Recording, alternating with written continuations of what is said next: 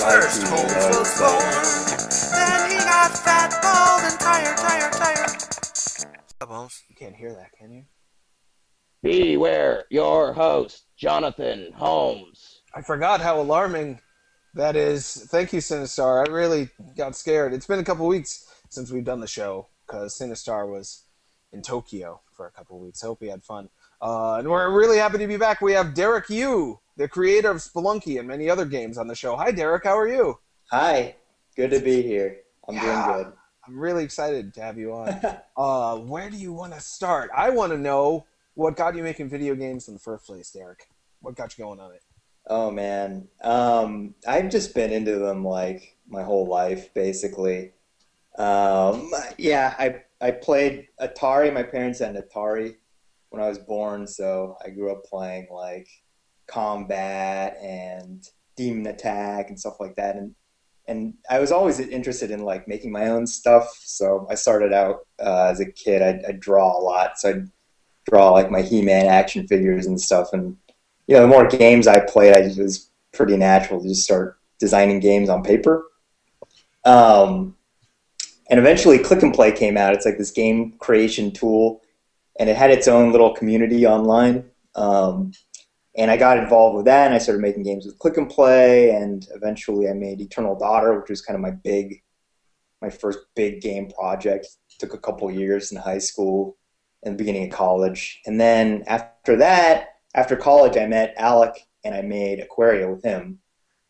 And then after Aquaria, I made Spelunky. That's kind of like the short form history of my game development. Awesome. I've met Alec a couple of times. He didn't mention you. Somehow I missed that you were even involved in that. I feel totally dumb. So what was your involvement in Aquaria? What'd you do on that game? I was the co-designer, and I did the graphics, all the graphics for the game, and I did level design specifically. So, and Alec did the programming and the music, and he handled a lot of the voice acting. We worked with this woman, Jenna Sharp, in the UK, and he worked with her to like create the dialogue and stuff. But yeah, we're really just like co-creators of the game. And I met Alec online. It was really random. I was working on a game called I'm Okay at the time, and it was I'm Okay is like the game that was based off of Jack Thompson's Modest Proposal, which was like, Jack Thompson, right? Sure. Like the infamous video game hating lawyer or whatever.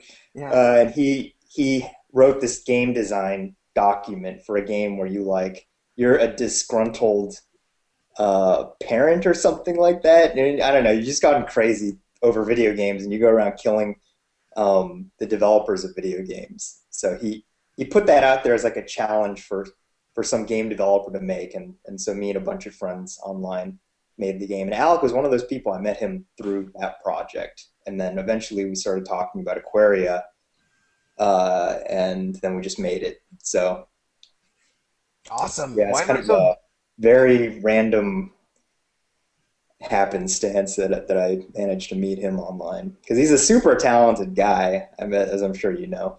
Yeah, so. Yeah, but so are you. And you made how did I not know that you made I'm Okay? I love that game.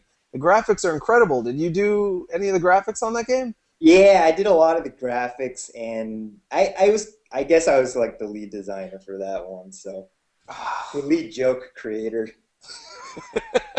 Yeah, that was, when did that come out? Was that 2007? 2006? Must have been before. Yeah, probably, maybe around 2006. Yeah, it was before its time, in my opinion. We need a sequel. That would be fantastic. Yeah, but who would you even pick on this time around? There's so many. I don't know. I think we should get Jack Thompson back. I think we should invite him. Like, the game industry and community as a whole should send him like a personal invite and just like give him a job and have him design games, like these terrible games, based on his hatred of video games. I think it'd be really interesting. Yeah, it would. Get like a famous game developer to make each game that he comes up with. So, like, I don't know, Epic Games could make the first design, and then you get like an indie developer. You get Jonathan Blow or something to make the next one. Like a Molly Yeah. Jam for Jack Thompson, just spewing hate Yeah, and prejudice and yeah, whatnot. exactly. Such a good idea. It's almost making me feel bad about myself because it's so much better than anything I've ever thought of. It's amazing.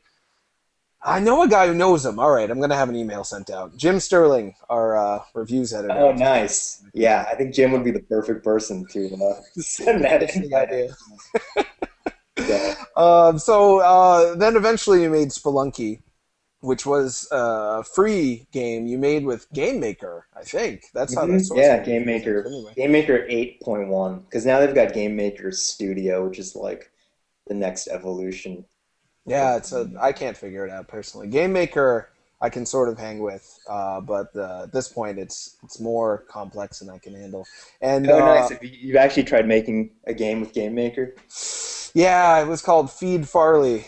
It was it's a game about a giant businessman who shows up at a man's house and just demands to be fed giant foodstuffs, kind of like in Burger Time, and a muscular Russian So it's like a chases survival after horror game? Because him. Kind that's of. what it Well, sounds like. well, I think a lot of those old arcade games, like Donkey Kong, is horrifying.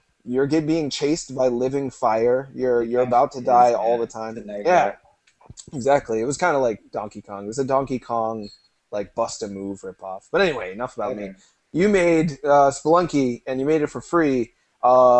When you made it, did you ever think that it would go on to be a big game, a game that you could sell, a game that so many people would love that No, much? not at all. I was like working on the Spelunky, and I was thinking to myself, I mean, in the back of my head, I was thinking, okay, I had ideas for like a big project that as soon as Spelunky was done, I was going to start working on that. Um, so yeah, I had no idea. It was just something to pass the time, really. Just I don't know about pass the time. That's not right. It's more like I wanted to make a game, but after Aquaria, I just didn't want to work on like another huge project Hmm. with other people that was just going to be like a big time and emotional investment. I wanted something, yeah, that I could just kind of work on myself by myself, and uh, just get some ideas out and play with them without having it be a big thing. So it's kind of ironic that it turned into a big thing, but I think it Wow. actually helped that I didn't have any of those thoughts in my head, like of turning it into something bigger, because it let me be more free. I think I enjoyed the development more. Um, when I got to the XBLA version of the game, like it was, I mean, working on any kind of project that big, I always feel like, it's always fun, but it isn't at the same time because Hmm. it's like all of a sudden there are just a lot more expectations, just a lot more work, and you just have to be a lot more mindful of everything. Hmm. Um, from like marketing to the tools and the technical stuff that you have to build to do a large scale project. So Spelunky, the original Spelunky was made with Game Maker, just totally like flying by the seat of my pants, just adding stuff when I felt like it, and yeah, just not really worrying too much about anything other than having a good time and whether the game was fun. So And you did everything on the game other than the music, is that right? You did the graphics, you did the design, you did the writing, and all that stuff. yeah, yeah. Yeah, man. But it doesn't sound like it was work for you at the time. It sounds like you were doing it just to kind of play with game design as opposed to like having it be like a studious kind of process where you had to meet a lot of standards. Right. Yeah, huh. Yeah, And no, that's exactly what it was. if you were making it right off the bat for money, what kind of things, if you just have to guess, what kind of stuff do you think you would have done differently? I'm not. Yeah, it's a tough question. I'm not sure. I mean, I think it's. I think having to make stuff like commercially, it just it sort of affects. I think the order that you do things. I think you're much more concerned about just having like um, you know, Beware, video issue. Oh man, No, now you I'm gonna sound get that fantastic. Sinistar fixed all of it. Thank you, under Sinistar. control. Uh, yeah, I'm not sure. It's so hard to say. Like, would the game even have come about? Mm. Like because I think it's difficult when you have to worry about what other people are gonna like, and it's difficult to work about. And I really don't like thinking in terms of And yet the fact that you didn't worry about what other people were thinking led you to make this thing that blew everyone's minds. I've been hanging out in the Spelunky fan community, and people are saying they put in 300 hours into the game, and yeah, they've gotten to a point where they can beat it in 26 minutes, but they still play it over and over again because right. it really is different every time. For people who haven't played it, it's I would say it's a 2D platformer survival game, very much focused on not dying. That's like your main priority. But you're always tempted to get more money because you need money to buy stuff in order to keep you alive. And it's a roguelike, I guess you could say. It It's like doesn't. inspired by roguelikes. So it's got, I mean, you could just it's essentially a platform with randomized levels. And no, there's very little, I should say, permanent, um, like there's no saving or anything like that. Like there's very little permanence from playthrough to playthrough. So it's kind of just like a standard arcade game where, you play once, you die, and you start from the beginning, except every time you play, the levels are randomized.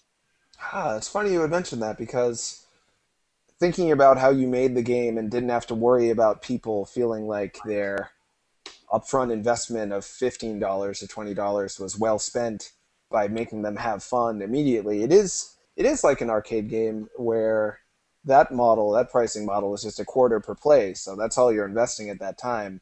So you can kill someone on that quarter permanently and have it be kind of okay in their minds because they only spent a Yeah. quarter on it.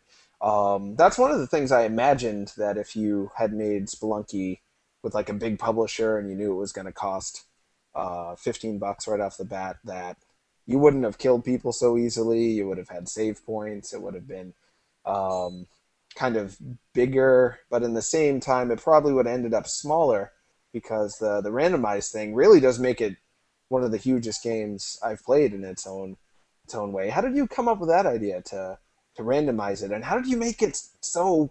Every time I play it, I don't feel like a computer made that game. I feel like that was a handcrafted level every Oh, time I play it. cool. Well, Yeah, that's yeah, awesome to hear. it's Yeah. true. I mean, I think that's always the goal when you're trying to use any kind of computer generated stuff. Oh, Yeah, how'd you do it? I want to oh, do it. sorry, we're getting a some kind of issue with the stream. Oh, am I bad? Huh?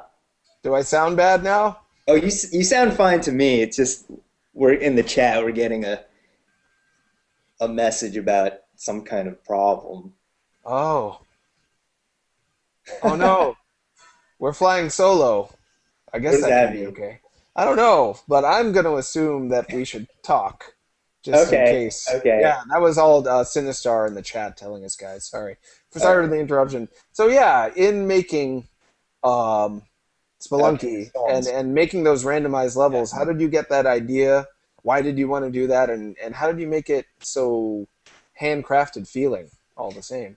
Yeah, well, the randomization that was the part that was inspired by roguelikes. So, roguelikes are this genre of game. They started with Rogue, um, which it's just like a dungeon crawl. It's like a top-down dungeon crawl. It's turn-based, but the levels are randomized every time you play. Um, and you also when you die, like you lose your character permanently, which is pretty rare for RPGs, especially these days, right? Like I don't think there are very few RPGs where they'll just wipe your character when you die. Yeah. Uh, Yeah. but it was that combination of randomization and permadeath that made Rogue and the games that came after Rogue, like NetHack, ADOM, Angband. They're like those are like the three of the bigger Crawl. Those four I think are kind of like the most famous roguelikes that came after Rogue. But anyways, all those games they all carried the randomization and the permanent death from Rogue, and that combination of those two things is what makes roguelikes so exciting. Is because, well, the permanent death for one thing. Like one of the things I really like about arcade games and any game that has any kind of permanent death aspect, like I really like Dark Souls because you die and you start at the bonfire every time you die. But Yeah. it just lends a real excitement to playing the game that I love. I mean, I think what it does is it makes your actions matter a lot. I think there are a lot of games, like modern games especially, where you die and you start at a checkpoint like very close to where you died. And I always get this feeling like the first time I die and I just respawn. I'm not that far from, like, I really haven't lost very much after I die. And then I just start to feel like my actions are kind of meaningless and I start to play like more sloppily, you know? And I don't know. That's something I really like about tough games that force you to lose, like force you to sacrifice stuff when you die, because then you play very carefully. And then on top of that, roguelikes have this randomized element, so every time you play, it's a completely new dungeon. So those two things, it makes for a very, very exciting game because you're always curious about what's coming around the next corner. It's very tense because you know if you die, you're going to lose your character. You're also going to lose this. I think you grow kind of an attachment to the dungeon you're in too, like the levels that get generated each time you play. You're like, so when you die, you know you're never going to see that dungeon again. And you're never going to see that character again. So as a result, you play very carefully. You think about the entire game very, very carefully also. So it's just like, I think it's just like your awareness of the game becomes really heightened by those two elements. So I love that about roguelikes. What I didn't like is that the games, I mean, I guess this is something I admired about them, is the fact that they're like extremely dense and they're extremely kind of fidgety in the way that you play them. So like there's just a ton of detail, you know, in like NetHack or ADOM, or you know, there are all these little tricks that you need to know to play through the game, and to beat the game, you have to be like, I mean, if you're not going to use any kind of spoilers to beat the game, like you know, it'll take you an immense amount of dedication and patience, and I admire that, but I don't have the patience to get through one of those serious roguelike games. Like I've beaten Sheer the Wanderer, which is much more of like a light roguelike. Yeah, it's randomly developed, but it's not. You don't get set back as much, do you? When you die in that game, I remember. Yeah, Sheeran's got kind of like a permanence that I can't remember exactly how it works, but it's a little bit like Spelunky, where in Spelunky we have the Tunnel Man who will dig a shortcut for you, and that shortcut will always be there. Like you can always use that shortcut time after time. And I think Sheeran had something similar. But there are a lot of like quote unquote light roguelikes that I really taken a fancy to, like Doom roguelike. I actually did a tile set for it because I enjoyed it so much. It's just a roguelike that's based off of Doom, so you can imagine it's much more like arcadey feeling for a turn-based game, which is it's surprising. But he actually, Cornell, Kieslowitz, the guy who made the game, actually made it work. And Brogue is another one. And yeah, I think I really like the light roguelikes. I think are much more to my kind of style, where I'm not too excited about knowing, like memorizing all these little fiddly tricks to survive, and I'm not that excited about learning like every single key on the keyboard, having it do a different thing. Like it, yeah, like in NetHack and ADOM, the literally every single key, including like caps and lowercase letters, does like a different command, and you kind of need to know if you really want to survive in those games. You kind of need to know what all those do, and there's all kinds of stuff you have to do that's not that interesting in those games to survive. Mm-hmm. Like Yeah. Yeah. like there's a lot of like farming. Like in ADOM, I know you have to like farm herbs to survive. Like it's a serious like survival tactic in that game where you clear out like a giant room in one of the dungeons in ADOM, and then you just start planting herbs, and the herbs have their own like little. There's like a whole system that determines how herbs like live and die, and you've got to know that so that you can like farm herbs so that you have enough healing items for the later parts of the game. Yeah, So I you know, didn't I think think about it. Mm. yeah, and Dwarf Fortress. I mean, that game. Have you heard of Dwarf Fortress? No, what's Dwarf Fortress? Dwarf Fortress is kind of like the next. It's kind of the next step in that direction in terms of roguelike evolution, where they've sort of taken the complexity to a whole nother level, and that game's like kind of half roguelike, half simulation. So there are two aspects to that game. There's like the adventure mode, which is more like it's like playing, you control a hero and you go adventure, you go on quests and stuff like that, and it's much more like uh, NetHack or ADOM. It's probably closer to ADOM. And then there's another part of the game. There's another half of the game called Fortress mode, where you are just running like a dwarf fortress. It's like you're running like a community of dwarves, and they're like mining. They're like building out a little fortress for themselves. But it's just like it's taken the complexity just to a whole nother level. So What do the doors do? the dwarfs, Oh, they do dwarves or everything. doors? Dwarfs. Oh, this whole time I was picturing all these front Sorry, doors. yeah, it's not Door Fortress. That sounds Dwarf like a Fortress. nightmare. Yeah, I was gonna say that's a lot of That doors. that sounds pretty interesting. Like a door simulation. Yeah. No, it's like Gimli and Oh, the dwarfs. That okay. I yeah. get it. Yeah, Dwarf Fortress. I don't know if I could handle that. And I don't really like roguelikes for the most part. But I love Spelunky, and I love Binding of Isaac, which was heavily influenced by Spelunky, according to Edmund. Yeah.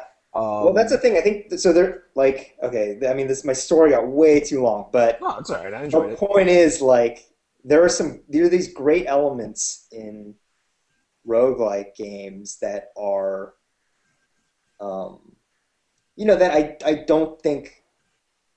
Well, I mean, I made Spelunky, so I felt like those elements could kind of be extracted from this type of game, this dungeon crawler that was just they're heading towards a very like complex and dense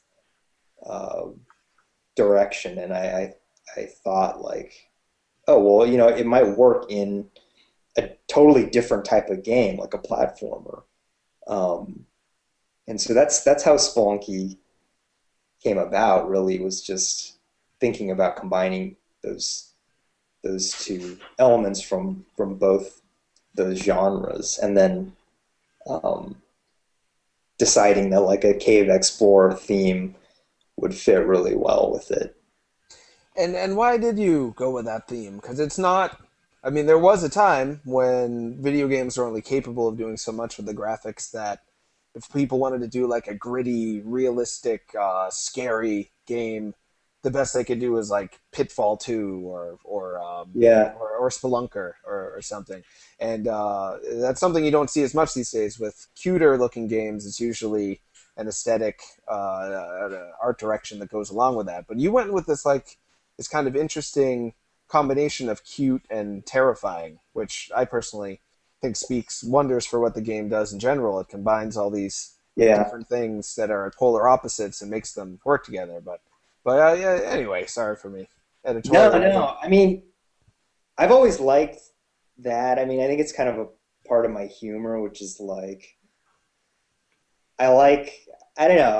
I like cute stuff. I like colorful and fun games, but I also like the darker element of things, and I think that dark humor came out in Spelunky quite a bit. And it fit really well with the way the game works, where you're dying all the time, but I want you to still have uh, lighthearted fun, really, even though it's kind of brutal, right? Like Dark Souls kind of takes it in the opposite direction, or it takes it in a different direction where you're dying all the time, and they want to make you feel kind of oppressed Hmm. by that. So it's like this very grim, oppressive world. And Spelunky's, um, you're dying all the time, also in a lot of gruesome ways. But I want you to kind of think about it in lighthearted terms.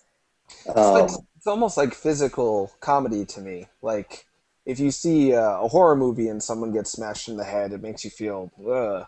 That's like yeah, Dark Souls. But with Spelunky, it's almost slapstick, and you're yeah, it's so. much more like Evil Dead, like that type of horror movie Mm-hmm. versus some kind of serious horror movie.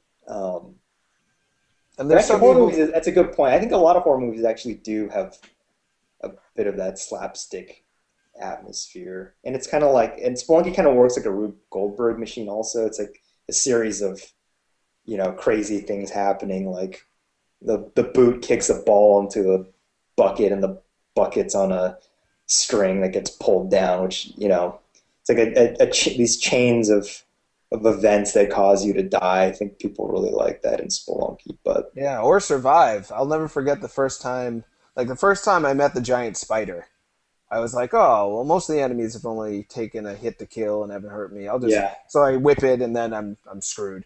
Um, the second time I'm like, maybe I'll throw a bomb at it, but I hadn't figured out how to use bombs yet, and then I blew myself up. But the third time I figured out to put the bomb in the web, and I blew it up. But I was so scared I threw like three bombs. So that one blew up, and then the other one bounced because of the other explosion. Then a caveman fell on me, and then there was bats Nice. everywhere. And Yeah. yeah, it's very, very unpredictable. It gives you the feeling that you're in an organic world, that you determine what happens in that world just as much as the designer did. It's one of the many successes of Yeah. Spelunky.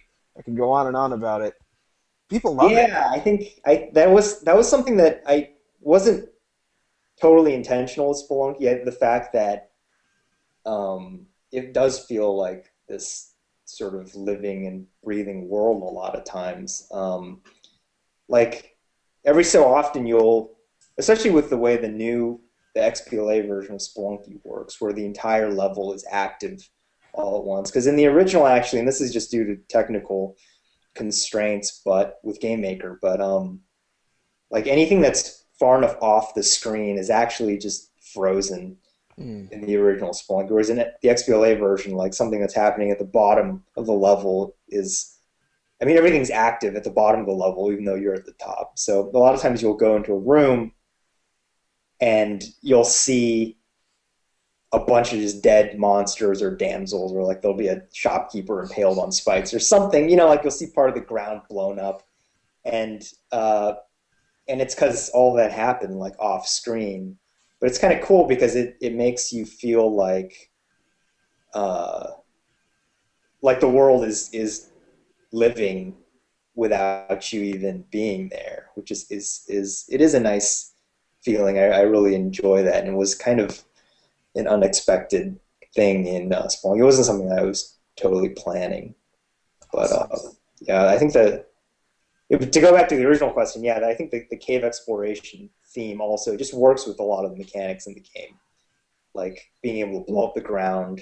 I knew that was going to be pretty instrumental to making the whole randomized level thing work in a platformer. Is Right, just that and like the ropes too. Yeah. in the ropes, yeah. So, uh, yeah, that's always ideal when the theme just works really well with what you're actually doing in the game. So, cave exploration.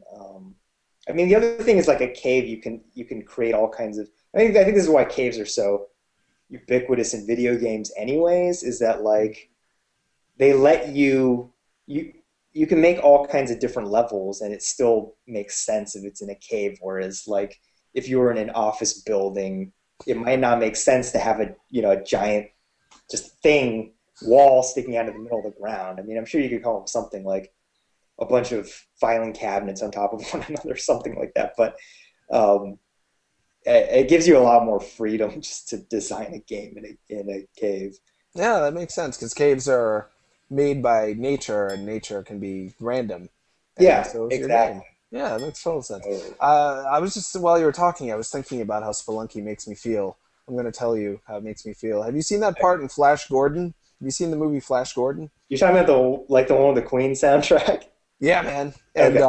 Yes. And Timothy Dalton as the prince, and Yeah. Brian Blessed as the Hawkman who Yeah. yells. You've seen that one. Do you know that scene where Flash sticks his hand into a Yeah. hole and he might Sure. maybe is going to get killed or maybe he'll end up Right. being the total champ? That's like Spelunky in a nutshell. If you haven't played it. You never I've know what's never going to heard that, but that's awesome. That's Yeah, okay? Okay. I Thanks. like it. Just I like it a expressing. lot. That's how I feel. Yeah. That's how I feel. What were some games that you played before Spelunky that weren't roguelikes that influenced you in any way? I'd heard that you liked La Mulana, um, and I'd heard you liked Cave Story. Are those games that Yeah. have any influence on you? Sure. Sure. The thing is, before I made Spelunky, I actually had not played very much of La Mulana, so um, a lot of the influence from La Mulana was really just what I imagined it might be like. Cave Story, I played a ton, but Sure. La Mulana, I didn't play too much of because it was an MSX game, and I don't know, for whatever reason, like I didn't actually get to try it until the Can you hear my dog? My dog's really is that pissed your that you dog? called Does it an he know? MSX game. Yeah, that's my dog.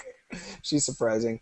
The thing about La Mulana, I'll tell you a little about it for funsies. Yeah, It's like the other side of what Spelunky could have been because it's all very static, but sure.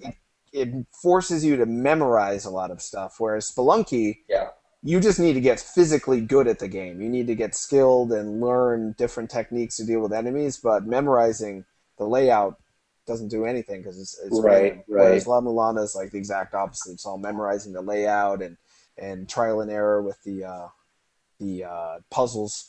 And Yeah. but both of those games get called having artificial difficulty, which makes me sad. That's one of my new things that makes me sad this week. Is this whole idea of art. Yeah, because everything in a video game is artificial, so it's not like real difficult. Yeah, I mean, what does that mean exactly? Like cheap deaths or It's another way of people saying this game was too hard and I didn't like it, but instead of just yeah, saying it's my opinion, they kind of try to create this category of games that are just universally supposed to be the wrong kind of difficulty. And that makes sure. me sad, but I don't know. Do you think there's such a thing as artificial difficulty? Does that term make sense to you in any way? I mean, I've heard the term. I feel like it refers more to like cheap deaths, stuff where you're dying because something's hitting you and you just there's no way to anticipate it or something like that. Um, People have where accused Spelunky of these things. They said, how was really, I supposed to know there was going to be a caveman there? Because it's random every time. Artificial difficult. yeah, No, that's kind of like how life is. I walk down the street, I get mugged. That's not artificial difficulty. That's reality, dog. That's what I've been saying to them. yeah. I mean, I think a lot of people. I've read a lot of reviews just in recent years where it's like they make a big deal about just how hard a game is, Mm-hmm. and I think there's a lot of people just talking about like this is hard the way old games were hard, that type of thing. Yeah. And it's interesting. It speaks to the way games are now and where they're headed. And I guess it's only disappointing in the sense that when games that are difficult are just kind of lumped together, like you said, I just think it's kind of a shallow, um, it's a shallow examination of difficulty Hmm. in a way, just to be like, this game's hard, this game's hard. They're both like brutal. They're both, you have to be masochistic to want to play these games. That never makes sense to me. I'm not masochistic. I like spicy food, let's say. Like Yeah. the difficulty in Spelunky is the spice that goes along with the sweetness of the simplicity of the controls. Well, I think And that's an awesome analogy because, yeah, it adds flavor to the game. I mean, before when I was talking about roguelikes and the randomness and the permanent death and how it kind of worked together to make the games really exciting. I think, yeah, that's the spice that you're talking. That's the flavor that it adds to the food. but it's So, not the whole food. It's not just a plate of spice. There's a lot sure, going on there. But I guess people who don't exactly. like spicy food just taste the spice and call it artificial difficulty in gaming. Yeah. That's I mean, I depressing. think people just get frustrated, you know. I mean, they just get frustrated dying all the time. They don't like losing progress. I don't know what to say. I don't know what to say to that. I I know. still really like games that do that, and I actually get frustrated when I play a game and it doesn't feel like my actions matter at all. Hmm. Um, Borderlands 2 came out recently, and before it came out, I wanted to try Borderlands 1 because I've been meaning to for a long time. Hmm. And I started playing. I was having a great time. Just like I like the idea of getting guns dropped that were kind of randomized and the whole RPG aspect uh, in like a first person shooter. I was really enjoying it, and then I got to a part where there was a boss and I died. And I started just like right before the boss fight again, and I didn't lose anything except for just a little bit of my money, which at that point I wasn't even spending anyways. And as soon as that happened, I kind of like lost a little bit of interest in the game Hmm. because I realized like I could pretty much just grind through this game. And when I played the boss again, like I honestly didn't even feel like I had to try as hard. Hmm.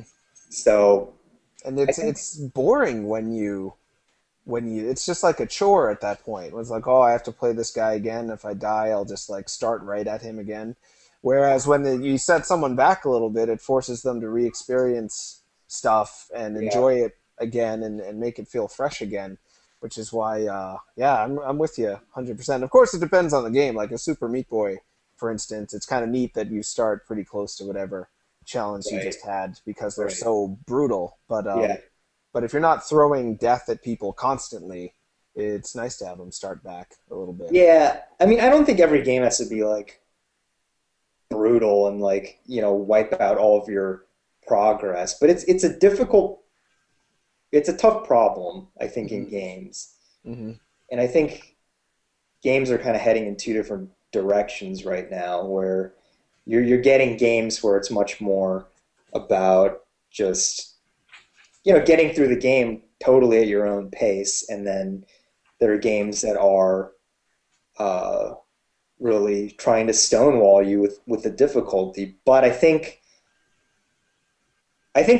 we're finding interesting solutions kind of in both those directions. Like Dark Souls and Spelunky, I think both handle the just kind of brutal death stonewalling in different ways. Dark Souls has its whole like Souls system, which I think is an interesting way of handling that. And with Spelunky, I was trying to make a game that actually was not as frustrating because of the randomized element.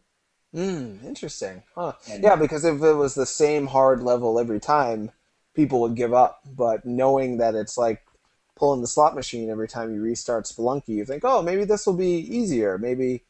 right, And another thing I love about it, if I can just keep talking about how I love your game, I love how there are familiar elements that show up even in the random situation. Like the idol scenario will show up yeah, pretty regularly and you'll feel like a sense of relief, like, yeah, I know what to do with this sucker, or the yeah. giant spider and stuff like that, or the damsel. Oh, and we have so many questions, rats. I don't want to be selfish and just ask you my questions, but before we get to the questions from the listeners. I just want to ask all my questions. I'm looking at like, I'm sorry, guys. Alternate, I guess. Yeah. Beware, damsels. Yeah, before we get to that, I wanted to make sure that I asked Oh, you. yeah. What do you think of the critique of Spelunky that I've gotten from a few people who I think are smart and respectable, that the game has a misogynistic undertone because there is a damsel in the game who you can pick up and carry like an object, and you can actually throw her at snakes and bats, and it'll kill the snakes. You're throwing her like a rock. And you carry her, and then you bring her to the door, and then she says thank you. And then the original version of the game, I think that was the only female character. Am I right about that? Or no? Yeah, you could play as the damsel, but only after you'd kind of unlocked her. So it wasn't so essentially she was like a non-player character and the only female, and she was like a dumb blonde, and you could throw her onto spikes if you wanted. So is that was the original game misogynistic? I guess I don't really know. I'm not qualified to answer that at all because But you're open to the idea that maybe you were accidentally misogynistic? Sure. I mean, I think I made the game from. I'm not qualified at all to talk about it, but I feel like it's totally possible that. I mean, it's not possible. I think I made the game from, I guess, a position of privilege as an Asian male living in America. So I'm not as sensitive to a lot of these issues, and in general, I'm kind of an insensitive person. I think I don't know if I'm insensitive, but like my sense of humor is not very PC a lot of times, and I thought it was funny. My intention was not to make. My intention was to play off of a stereotype of the damsel in distress, and also I would say the kind of clueless explorer who's just like exploring caves, but also just breaking the shit out of all kinds of priceless relics and stuff like that in the process, and killing a lot of indigenous life forms and things like that. But for sure, I don't want people to feel uncomfortable playing my games. If possible, I want people to feel comfortable playing the game, and so that's why in the XBLA version, I added an option to pick what type of damsel you see in the caves, and it was a very easy decision for me to make because it doesn't change it doesn't change the game in any kind of way that like lessens my vision of it, and I think it actually plays very well into my vision of Spelunky, to have a dog lick you instead of a woman or man instead of a woman kiss you, or to have like a Patrick Swayze looking Chippendales dude as your damsel instead is totally in line with my vision for Spelunky, and it makes people a lot happier.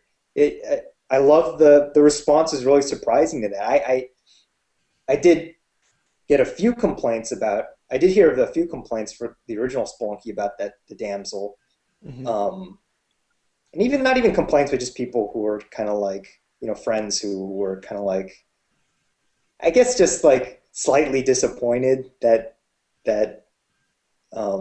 you didn't have any options in that department. So I put it in because I thought it'd be cool to do, but I wasn't expecting that it would be such a big issue where like there was a whole Kotaku post just about the damsels. And oh, was there? I didn't know that about yeah Kotaku. And I think Polygon may have posted just like a single update just to talk about the damsels, and so that was really surprising in a good way. But it also made me think like, well, if just having an option to pick what your damsel looks like in Spelunky is enough to make the headlines, then it makes you think about how bad things are with how bad things games. are in games. Yeah, And the thing is, when it comes down to it, like I feel like art should never be compromised for uh, I mean, kind of for any reason, but especially not to just satisfy a certain group sure. of people. Well, the Like I way don't it think art should ever sounds, be compromised, but there was no compromise for Spelunky, and I think in plenty of games, there's no reason it would not be a compromise at all to add options to make uh, to let people choose who kisses them, who they rescue in games, who they yeah, play as, right? Like I'm always kind of, in a tongue-in-cheek way, I'm always kind of complaining about the fact that like you never get to play as an Asian guy in games, in video yeah. games, There's like . 3 games with an Asian guy: Yakuza, Sleeping Dogs, and Shenmue. I think that's Right. like But over the it's past kind of 15 like years. that doesn't count. Like Yakuza, yeah, of course there are Asian guys in Yakuza, but what about a game that is not set like in Asia or something like that, where you could play as an Asian guy? He's not just the scientist that gets blown up in a alien attack or something like that. But Well, yeah, it's the so same. I kind of understand to a degree. Like it would Sure. be nice to um, have more options always. It'd be more interesting if not every uh, if not every protagonist in every game looked like Sam Worthington or something like that. I wrote a whole post about games that would be worse if everyone looked like Ben Affleck. Because so many games, everyone just looks like Yeah, Ben Affleck now. It didn't used to be that way in the arcade days when they didn't have the capacity for that. Yeah, yeah. what a great answer. So to But I recap, do want to add one thing to that. I do please want to do. add one thing. I do want to say I think people who are upset with the way games are in that regard and their lack of diversity, I think it's really important to bring up examples of games that are diverse, that have interesting characters that you like, too. Because I do see a lot of complaints that just do not have. And this is true of anything, but I see a lot that you see a lot of times on the internet, people will write like this giant rant about what they don't like, and I just by the end I really want to hear what they do like, because I know there's stuff out there. They're quote unquote, they're quote unquote good examples out there that, and it'd be, and that's just as important, if not more, to uh, in terms of like progress, Oh, sure. in any form, is to you want to give credit to the people who are trying. So I was really, your dog agrees. He's like more dog protagonists in game. I It's know there's true. Okami, but what else? And they Um, never sell either, the dog games. Okami and Twilight Princess. they Actually, don't. Twilight I Princess. mean, that's a problem. Dogs are still such a small percentage of the marketplace. It's Not enough absolutely right. games that let you play without opposable thumbs. Look at dogs. There's a game called Dogs, and there's Okami. So like I said, you got to bring up the positive examples. So That's right. You dog have to games, look. not enough dog games, but there is Okami. There's dogs. Twilight Princess kind of. That's pretty good. That's like, Nintendo Twilight dogs. Princess. oh, Nintendo. Well, that you don't play as a dog; you just cuddle one. So, we better do these questions before we fail at making the listeners happy. Thanks so much for asking the questions, guys. I'm sorry, I'm just selfish. Yeah. Slow Holmes asks, seeing as one of the key elements of Spelunky, what are some of the examples of emergent gameplay elsewhere that you thought were great? Oh, you already did. You already talked about that. Unless there are any you missed. Emergent gameplay games. Emergent gameplay. Yeah, let's go on. I'll think about that. Okay, yo, we'll come back to that, Slow Holmes. Yeah. Thank you. Nocturne asks, how do you feel about games created with easy-to-use tools like Game Maker, Hmm. rather than games made from scratch with C++ and all that Yeah. stuff? Well, nothing's really made from scratch, so I mean, plenty of people have licensed plenty of uh, big games or all the big games, I mean, they're built on licensed engines. You know, a lot of Mhm. them. Very few of them are built on proprietary engines and stuff like that. And even those, you know, they're built on top of other things. They use tools that are not written from scratch in machine code. But you know, obviously, there's a big difference between using UDK versus GameMaker.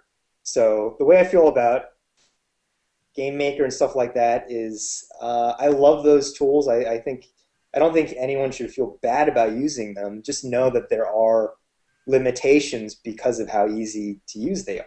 Like anytime you have something that's so easy to use, there are going to be limitations on like the performance, for example, because Mhm. things are not going to be tailored specifically to what you want to do. They're going to be more general.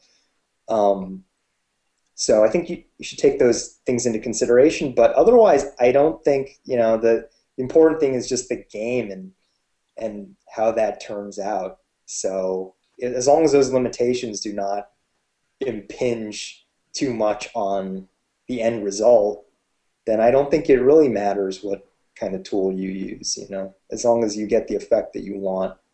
Um, and GameMaker, the thing I love about GameMaker is just I get to focus on the things I really want to focus on, Mhm. which is not all the like fiddly technical stuff. I enjoy programming, so it lets me do like enough programming that I get my fix. Um, but I don't have to get mired in it. I can focus on game design and art mostly. So that's what I like doing. Yeah, sounds good to me.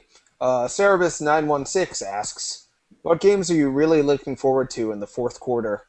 Which I think we're just starting now, quarter four. Yeah. Shoot, what games am I looking forward to? I want to try Tokyo Jungle. I've been hearing a lot about Tokyo Jungle, and Yeah, that's it right. seems kind of ridiculous and fun. I got a quick look at that in 2010. That's been in development for a long time, Yeah, and there's no other game quite like it. I think you'll at least get a kick out of it initially, even though, you know, the gameplay yeah, isn't the centerpiece for that. It's the premise. It's pretty sure. awesome though. Yeah. Yeah.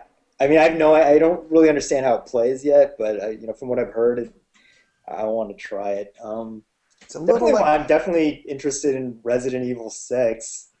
Don't know much about that either, but you know, it's Resident Evil, so um, yeah. you're not too excited about it. You I don't know remember anything about it. I really like Resident Evil 4 and 5, so I'm.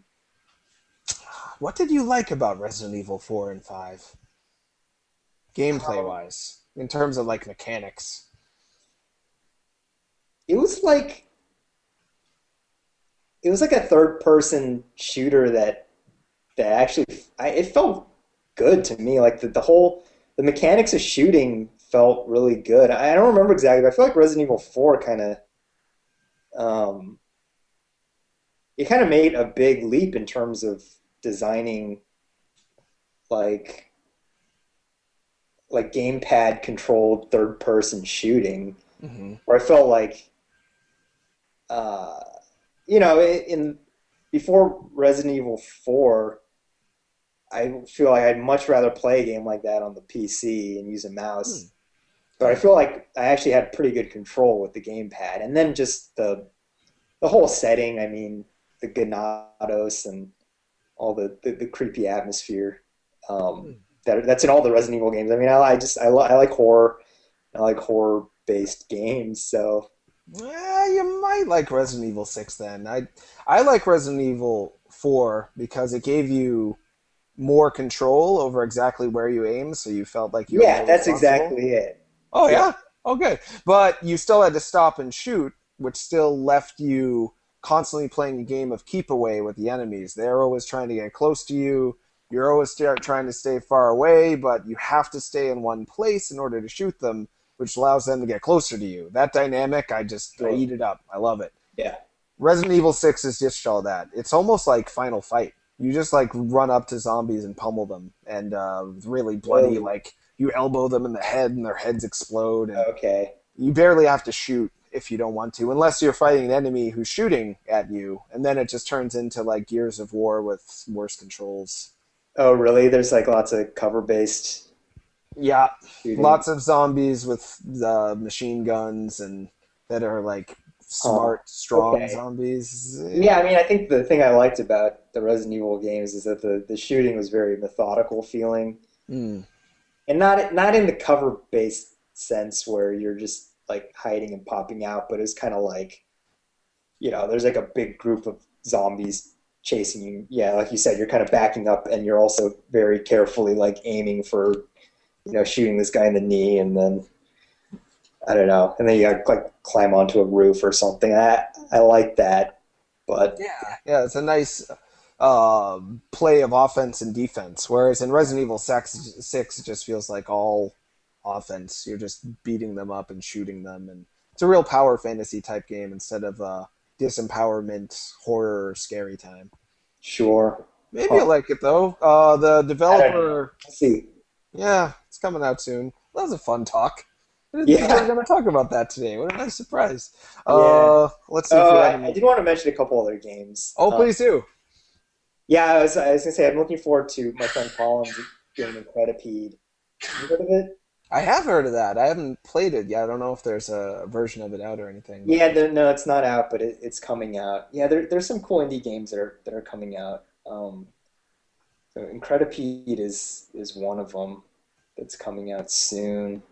I know Natural Selection too it's been in beta for a long time, but I know it's coming out like as uh, 1.0 release on I Steam don't pretty know if soon. I've heard of that. Can you tell me about that? Yeah, it's like it started off as a it started off as a Half-Life 2 mod, I think, maybe a Half-Life 1 mod. But the basic idea is it's like a real-time strategy game and first-person shooter mix. Hmm. So I don't know if you remember, there's a game called Savage. I think there's a Savage 2 also, which kind of blended real-time strategy and first-person stuff, where you have like one person who's the controlling the game as if it's a real-time strategy game. Huh. Except, unlike in RTS where all the units are CPU controlled, Hmm.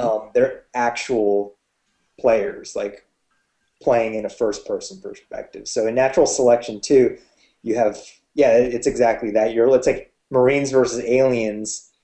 The Marines have a commander that sees the entire map, from a top-down perspective, and he's like putting down weapon lockers, and he's telling people, go here, go here. He's playing a real-time strategy game, and then everyone else is playing a team-based like first-person shooter game, Huh. essentially. And then the alien and Marine sides are very different. Hmm. So, the Marines are kind of your standard like Doom Space Marine type, and then the aliens they're kind of like the Zerg a little bit. They've got a spread creep, and they've got little critters that can go into vents and stuff like that. They move in a very different way. So it's it seems cool. I didn't play the original, but I might be interested in playing Natural Selection 2 when it comes out because I like asymmetric games, like Mm. multiplayer games where the sides are very different. And it seems really cool to be like part of a team where you have a commander like issuing orders. Yeah. I'm excited about the idea of like a large scale war games where um, eventually where you have like an MMO game where you've got like thousands of players on one side versus thousands of players, and you've got like generals and people kind of controlling the action from above. That excites me. So I think that game's coming out in the next couple months. That makes me want to ask you three questions. I can't ask them all at once, though. I'm going to spit them all out so I don't forget. First one is, did you play Zombie U? Because they totally ripped that idea off. It's a Wii U game The No. gamepad, yeah, the gamepad in the asymmetrical multiplayer, the gamepad controller places the zombies down on the map. They have it on their screen, whereas the person with the Xbox 360 rip-off controller or the Wii Remote Nunchuck just plays the Yeah. player dealing with it. It's pretty neat. I hope you play it, and I wonder what you think of it. Yeah, that sounds cool. Yeah, it's not bad. It's not bad for a local multiplayer. It's probably the most fun way to play the game because it's got that dynamic to it, which made me want to ask about Spelunky on Xbox Live Arcade. Hmm. Am I right in remembering that it only has local multiplayer? And if so, Yeah, was that a design decision or a technical limitation or both? that was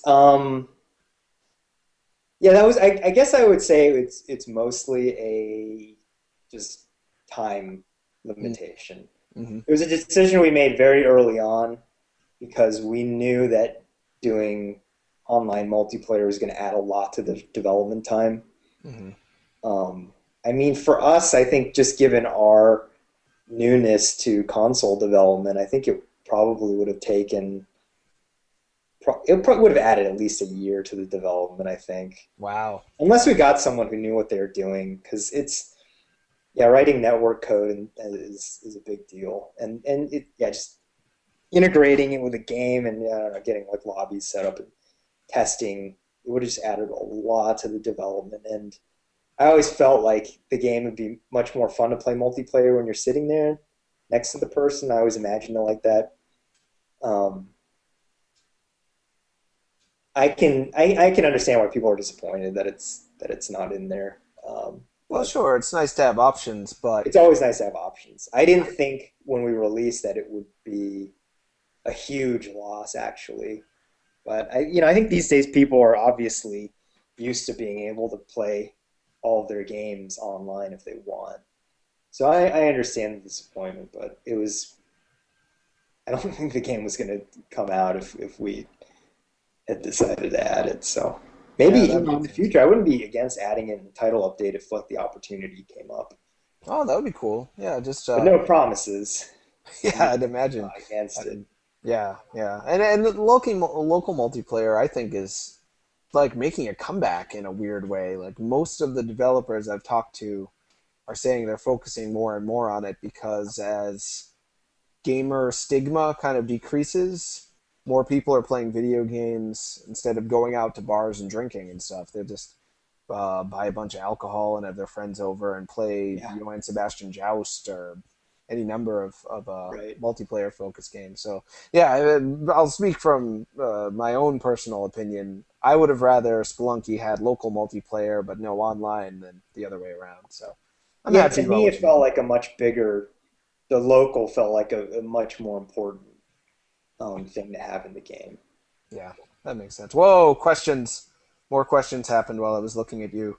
Gerpfricht asks, what do you think about the whole Steam Greenlight debacle? First spam, then $100 fees, and the backlash against said fee. And I just realized I never wrote a post about this, but some developers like Nicholas, the developer of Cave Story, or I'm sorry, the publisher of Cave Story, he was actually loaning indie developers the $100 for Yeah. last, which I thought was pretty cool. But Um, what do you make of that whole thing? I try to stay out of it. Uh, this is a similar, very similar discussion to the discussion that always comes up when IGF rolls around, when IGF submissions roll around, Hmm. because IGF has about $100 fee to enter, and um, a lot of developers created a pirate cart last year as kind of a response to the fee, but also just to the response, also as a response against um, the types of games, I guess, that get nominated in for IGF. Hmm. But yeah, a lot of people don't like the fee because they see it as just an unnecessary barrier. Hmm. And I can see it from both directions because a $100 barrier, on the one hand, it's a very easy way to um, flush out like the junk submissions. Yeah, the Um, people who don't care at all, who yeah, just make a game in 2 hours and roll the dice. Yeah. Yeah, and in the IGF there is like, the manpower issue is a serious one. Just like getting enough judges to give enough time to each game. I mean, even with the fee, like people are not happy with how much time the judges are spending on the games. Huh. They want So them to spend more time on the games? yeah, well, just some people feel like their game is only getting X amount of is only they're feeling like, oh well, the judge only spent like 15 minutes on my game, and Mm-hmm. then this other game which has a lot more press, the developer is much more well known, like their game just automatically just gets a lot more play time just based on kind of the hype. Sure. And it's tough. It's never going to be fair. I think with Steam, right? It's community driven, so that manpower issue is I think it's not as big a deal. The $100. I kind of agree with the people who say like there's probably a smarter way of doing it, where Mm. you could get high quality submissions from people who can't afford the $100, and also get rid of all the junky submissions and the joke submissions, too. And people put forward a number of solutions to that. Just like fixing the process or improving the process of voting and things like that.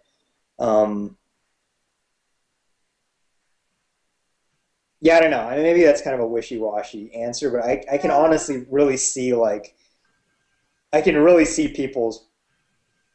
Or I'm really trying to understand people's perspective on both sides, and I can understand why Steam just put up $100 fee right away to block like what I'm sure was the flood of just joke and junk submissions. At the same time, I understand like an indie developer who's having trouble just paying the rent, like to pay $100,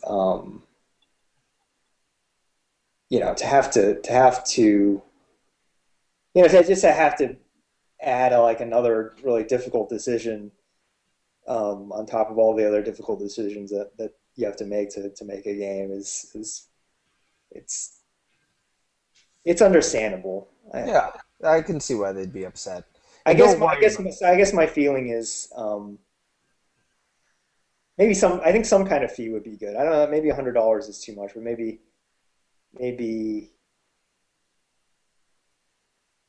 there's probably a smarter solution. That's I think that's making the paperwork worse.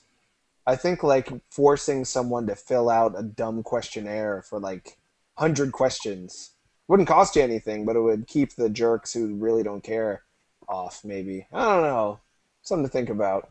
more It's in, proof. Because the thing is, like, if someone really wanted to just troll Steam Greenlight, it's not like they couldn't put $100 together. that's true. A lot of those internet trolls are rich. That's why they're just, that's why they're on the internet. They're bored because they already have all the money they need. Rich parents and Yeah. stuff like that. So Yeah. maybe $100 isn't even isn't even doesn't even work perfectly for what it does. Mm. It's a good quick solution, and I'm actually always for a good quick solution.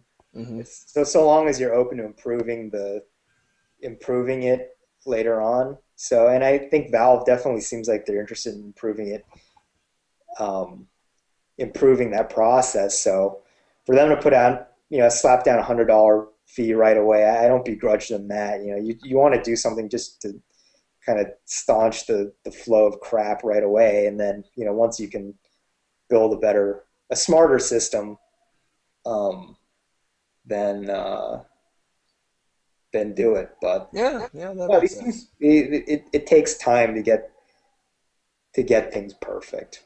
Yeah, and learning from mistakes, and Yeah, it's a good hopefully that. discussion to have for sure. Yeah, absolutely, So better absolutely. that they did something rather than just sat on their hands. That's the way I feel about it. Well, the thing I guess about Steam is people want it as a curation device. They're like, Steam will only show me games that are worth playing, and I found that happened on consoles this time around too. Somehow people just kind of decided XBLA only will show you like the best games, Xbox Live indie games, and people just ignore that service entirely, which I think is sad, and people ignore WiiWare entirely, which I think is sad because there's some great games on there too. But once you get a rep for being the best curator, you want to keep that, and that's Yeah. what Steam has at the moment with Xbox Live Yeah, I Arcade. mean, right now Steam is like everyone wants to get on Steam. Yeah. It's for indie developers especially. Um, I don't know. I think it's always a little dangerous to look at things as this like a free meal ticket, you know. Mm-hmm. Oh, as The long as gold I get rush. on Steam, I'm gonna be a success. I'm always wary of that. You gotta think about the game first. You know, if it's a good game, I think if it's a good game, you will get noticed. And I hope so. I get discouraged sometimes. So many good games getting totally ignored, but I like to think that putting the game first is the best. Oh, more that's questions. the way to go. Hey Yo Yo asks, how is it working with hand-drawn animation? Different from sprites for a game? Because you did both. At least Spelunky Yeah, XBLA looks hand-drawn. it's Good. kind of similar, actually. At least the way I do my artwork for games. I tend to put a lot of detail into my hand drawn sprites, Hmm. so it feels a lot like pixel art, where uh, every little every little bit kind of matters. Hmm. And I think the resolution I'm doing, like the Spelunky sprites, it's very similar to pixel art, with where there's just a lot of refining the details. That said, pixel arts it is its own skill in a way. But I've noticed for the most part, like people who are just good at art generally tend to be pretty decent pixel artists and vice versa. So I think there's a connection. I think the biggest difference is between doing like 2D sprite art and doing like just regular illustration, where I think people who are coming from a comic book background and illustration background, they may have trouble initially doing game art because it's very, you know, they're used to like composition and lighting that's static, you know, and they're used to doing like the characters as one whole piece, whereas in in doing game sprites, you have to take into consideration uh, just a lot more things, like, oh, you know, what is the, you know, the character is going to be in like flipping from left to right. He's going to be um, possibly holding a weapon in one hand and you know, holding onto a wall with the other, something like stuff like that. You know, there are all these little considerations that you have to take into account when you're doing a character in a game. It's like how to break up the sprite and stuff like that, and Hmm. it's I don't know. It's very different, I feel like. And if you're coming in from a traditional art background, I think you definitely need to practice doing game art, because yeah, a lot of the things you're going to be used to, you were used to thinking about are going to be different in games, and there are going to be a lot of new things you have to take into consideration. Yeah, new standards to use to assess your work, and you can't use the same tricks in order to make something look nice because that trick might not work. Like you said, if you have to flip a character, you can't like light the one side you know how to light well, because when you Right, flip it, it'll be exactly. lit from the wrong side. Exactly. And there's going to be a lot of stuff that's going to be handled by the engine. I think there's a lot of stuff with just file sizes. I think if Mm. you come from a traditional art background, you're probably used to like doing artwork at a huge resolution, and to have to do sprites that are all of a sudden, you know, quite tiny on the screen relative to what you're used to, I think is really different. There's a funny story from the making of Daikatana, where I always like to bring up in the situation where um, I think at Ion Storm they brought in a lot of like traditional art people with comics and illustration backgrounds, and they had a lot of trouble acclimating to doing game artwork. And um, like I think they would do textures like at a just enormous size, where it would be the size that you might use for an entire character, and they would do it for like an arrowhead or something like that. So I remember stories like that. I think that's still true today, Yeah. even texture sizes are getting bigger and things like that. Yeah, absolutely. And there's more questions, but I want to get my question in before we're done because we only have 13 minutes left. That went so fast. If you had, well, two questions real quick. One's a quick one. Do you think Spelunky will come to other platforms like PS3, Wii U, and whatnot? PS Vita, maybe, 3DS. That's one. And Yeah. then when you're done with that one, if you had unlimited budget, I like to ask this question to interesting people. If you had unlimited budget, what kind of game would you make? Where would you make it, and what kind of game would it be? So we'll start with the first one first.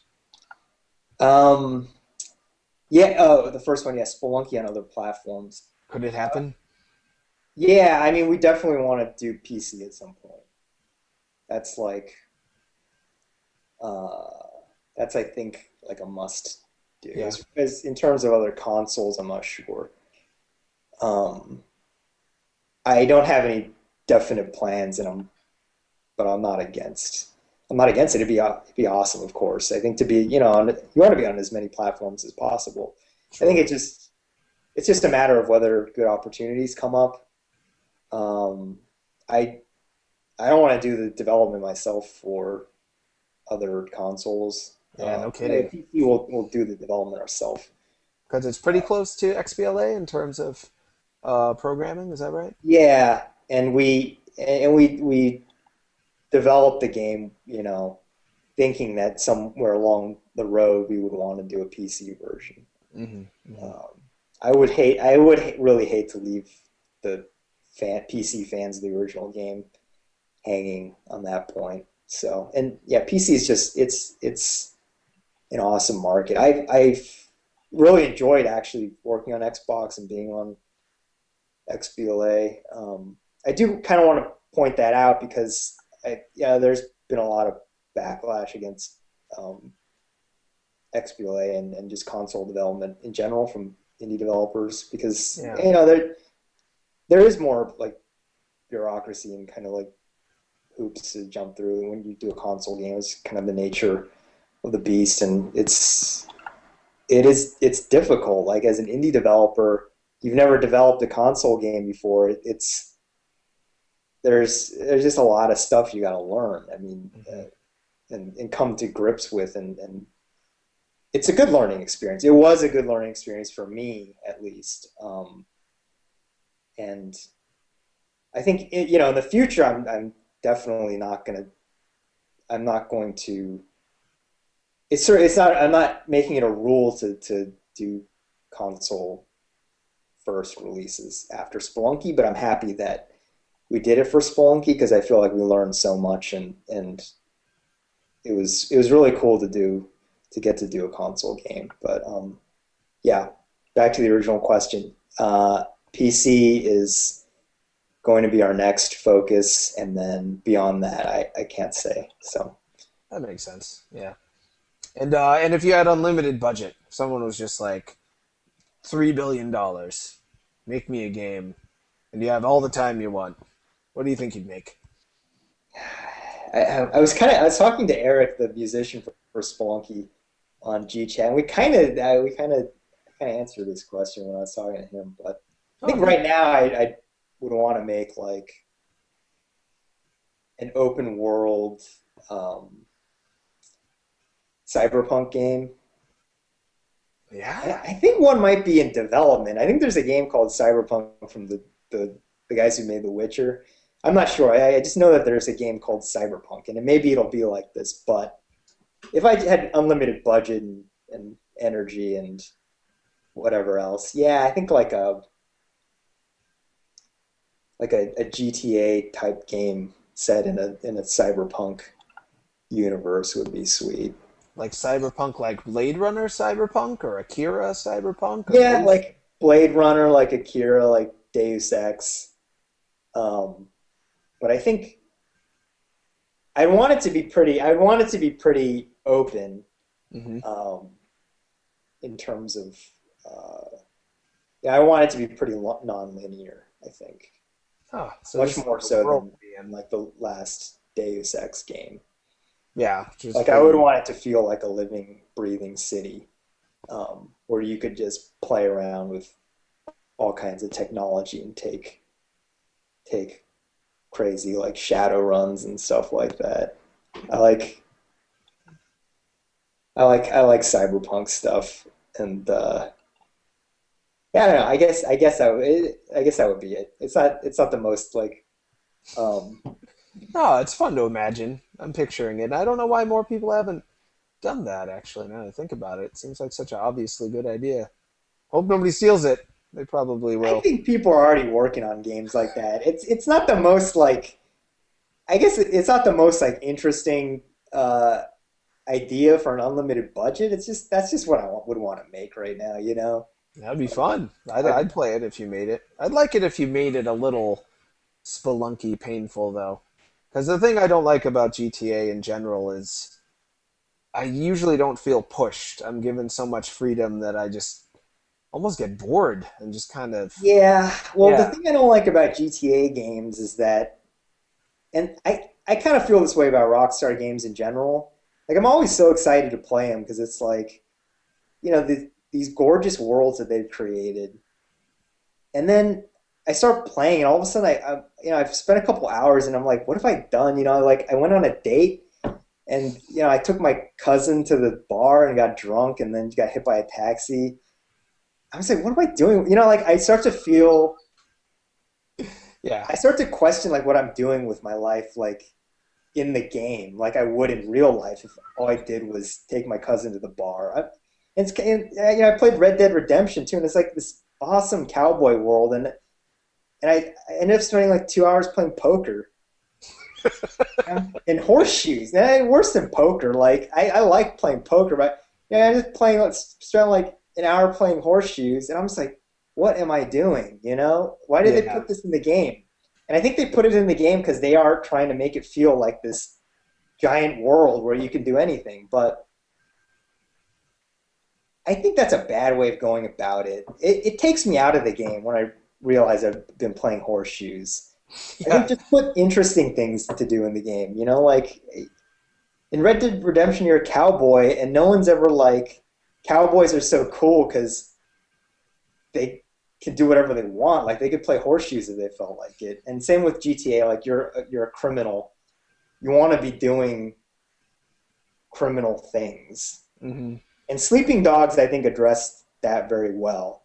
They still had some stupid stuff in it, and I feel like they only put that in there because it was kind of like they were inspired by GTA. But like the karaoke mini game, it was yeah. pretty bad. It's kind of the standard that you have to put that in there just to show you're like a big game with tons of different Yeah, like stuff. put some mini games in there. I don't know. I don't think you need to do that. Like, don't just do that because GTA has it's stupid mini games. Like, put your own in there. Like the thing I liked about Sleeping Dogs was that most of the missions were just fun stuff Hmm. that had like cool action sequences in it, and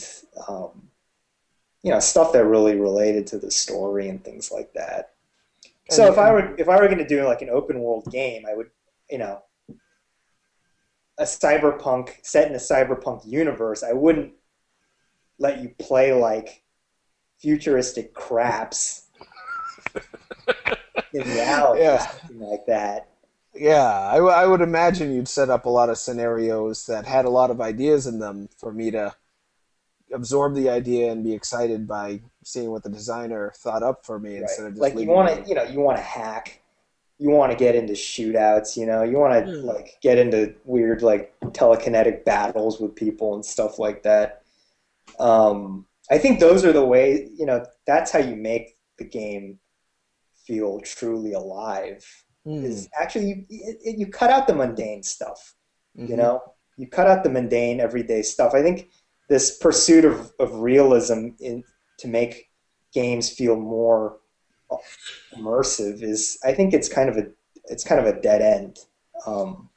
I I think think it'll run its course. I think people have been excited about it because this is one of the first generations where video games can do this stuff. But now that yeah, we've established that we can, hopefully they'll just cut the fat out in the future and and only put in the fun stuff. I hope so. All right, we got 4 minutes. I feel terrible. Mike Lies. Okay, let me see. I'll see if I can do some rapid fire answers. I'm a real rambler. I like your rambles. I really feel like I was slowly watching the process. Your ideas emerge. That's how it is. You can see my gears like cranking. I'm not at fast. I enjoy it. I enjoy your cranking gears. Does working with Mike Lies asks, does working with procedural generation create unanticipated game design ideas? In other words, did the random nature of Spelunky sometimes come up with ideas for you? If so, what are some examples? What a great question, Mike. Sure, yeah. I mean, I think one example we talked about a little earlier where it's just like, you walk into a room and you'll see a bunch of dead monsters and it gives you this feeling that the world is living around you. And that was kind of, I don't know if that's an idea per se, but for sure, I think working with randomized elements in a game, you do feel like a mad scientist where you have an idea, but a lot of times you're also just putting different chemicals together and seeing what the result is going to be. I think, I'm trying to think about specific ideas that came out of the randomized. I can't think of any off the top of my head. I know there are some for sure. Well, where did you get the idea for the shopkeeper? Because I was just learning the controls for the game. And for those who haven't played it, you stumble upon a shop. I didn't expect there to be a shop in the first place. And I tried to buy an item, but I didn't know the controls for buying an item yet, so I whipped the shopkeeper instead of buying a shotgun. Yeah. And then he just pulls out a gun and blows you away. Which is amazing. Where did that idea come from? Well, shops are pretty ubiquitous in roguelike games. I mean, the real challenge with that idea was making it work in a platformer. And that just came down to developing the shopkeeper's AI. And it's actually a very simple AI. All he does is jump around, and he runs back and forth and he jumps around, and whether he jumps or not is kind of determined by the distance of the player from the shopkeeper and where the character is like relative to the shopkeeper, like above or below. That's about it, and he can actually navigate the levels pretty well that way. So that was just Well, where did you get the idea for him to kill you if you accidentally whip him? I mean, well, in NetHack, the shopkeepers will attack you if you try to steal. And there are definitely plenty of examples of games that try to do that. It's a natural thing that the shopkeeper would punish you for stealing. And I gave him a shotgun because it's the most brutal weapon in the game. And he's got to be brutal. Like, he's got to be absolutely brutal. Otherwise, it imbalances the game. And he follows you in later levels. Like, if you screw up once, forget it. You're marked for life. Yeah. Well, that was because I tested the game, and it's too easy to get away from him in just a single level. So he had to chase you. That's why he appears like at the exits. So awful. When you're wanted. And then it also just makes it funny because it's like, are these shopkeepers working together? It makes it feel like there's this whole network of shopkeepers that all look alike and they all have this kind of gruff expression with the beards. And are they clones of one another? Who knows? Yeah, he's like the most badass dude in the game. Yeah. Pretty much. He's terrifying. He's harder than any of the bosses. Though that last boss, man, wow. You made a really fun, hard game, Derek Yu. Yes, you did. Oh, the show's almost over. Crap. In fact, it's going to end any second now. Do you want to promote anything before you go, like your Twitter account or your personal? Yeah, no, it's always fun to have more Twitter followers. My Twitter handle is just Mossmouth. So twitter.com/Mossmouth. Where'd you come up with that idea, Mossmouth? I like moss. Me too. And mouth? Not in my mouth, for the most part. No. I mean, my mouth is dry right now. Like, I actually do have moss mouth right now from talking to it. But it started with moss. And moss, I just like moss because it's like this thing that adds texture to a scene. it grows on things and it adds texture to it. And it's an Mhm. element that I like in video games where, I like that detail, that texture, um, that gives a game uh, Like that a extra sort of feeling. like an organic, like it's alive. Like moss is alive, but it's also just an object. Like it's alive, like there are these details in the game's world that makes it feel like there's more than what you're just seeing on the screen. Mm-hmm. And I've always liked like really just detailed kind of scenes. Um, I think I don't know. It relates to just the whole texture of video games I like, and Ah, I'm sure there are other analogies I could make, but yeah, I yeah, like and moss. mouth because you get dry mouth And sometimes. yeah, because I get dry mouth. Well, thanks so much for being on the show, Derek. Thanks For for other people. having me. Oh, my pleasure. My pleasure. And oh, and my Twitter account is TronNots, at TronNots, and you can watch the show on Cool. Twitch TV. You I'm can. not gonna watch it. I don't want to watch. I don't want to watch my ears crank. I never watch it. I can't stand watching myself. Really? Okay, that makes me feel Oh, better because you do no, that it's all the the time. worst. Yeah, no, I never. I've been doing videos for Destructoid for like 4 years. I never watched them. Oh, and we're also on iTunes. Let your friends know. All Okay, on cool. iTunes. Good times. Sure. Thanks so much, Derek. Let's wave goodbye to those people. Thanks. Bye. Bye, everybody. Thanks for watching. Well, first Holmes was born, then he got fat, bald, and tired. What's up, Holmes?